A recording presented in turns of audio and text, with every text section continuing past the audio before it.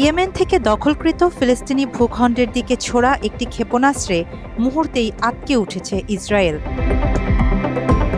বন্ধ করে দেয়া হয়েছে তেল আবিবে ইসরায়েলের বেন গুরিয়ন বিমানবন্দরের সব ধরনের কার্যক্রম।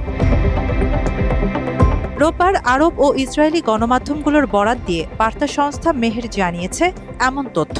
ইয়েমেন থেকে ক্ষেপণাস্ত্র উৎক্ষেপণের বিষয়টি নিশ্চিত করেছে ইসরায়েলি সেনাবাহিনী।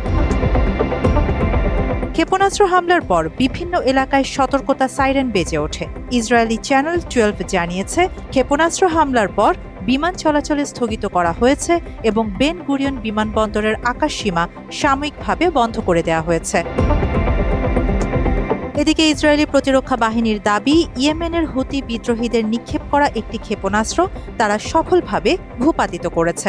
সংবাদ মাধ্যমটি আরও জানায়, ক্ষেপণাস্ত্র নিক্ষেপের পর ইসরায়েলের মধ্যাঞ্চল ও দক্ষিণ পশ্চিম তীরের কিছু এলাকায় সাইরেন বেজে ওঠে। সতর্কতামূলক সাইরেন বাজলেও এখন পর্যন্ত কোনো ক্ষয়ক্ষতি, হতাহতের ঘটনা বা আঘাতের খবর পাওয়া যায়নি। মাত্র 30% টাকায় জমির মালিক হয়ে নতুন বাংলাদেশের গড়ে তোলার স্বপ্ন দেখা বাংলা বসতি। আইডিএফ জানিয়েছে গত 18 মার্চ থেকে যখন গাজায় হামাস বিরোধী অভিযান আবার শুরু হয়, তখন থেকে হুথি নিয়ন্ত্রিত ইয়েমেনি বাহিনী ইসরায়েলের দিকে মোট 91টি ব্যালিস্টিক ক্ষেপণাস্ত্র নিক্ষেপ করেছে।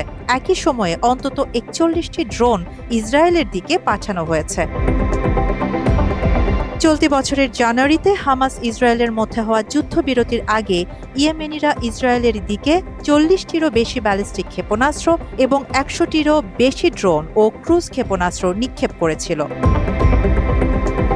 ইসরায়েল গাজায় ভয়াবহ আগ্রাসন শুরু করার পর থেকেই ইয়েমেন ফিলিস্তিনের মুক্তি সংগ্রামের প্রতি তাদের প্রকাশ্য সমর্থন জানিয়ে আসছে। গত বছরের 7 অক্টোবর থেকে ইয়েমেন বারবার ইসরায়েল বিরোধী অভিযানে অংশ নিচ্ছে। আরিবা জাহান, বাংলা এডিশন।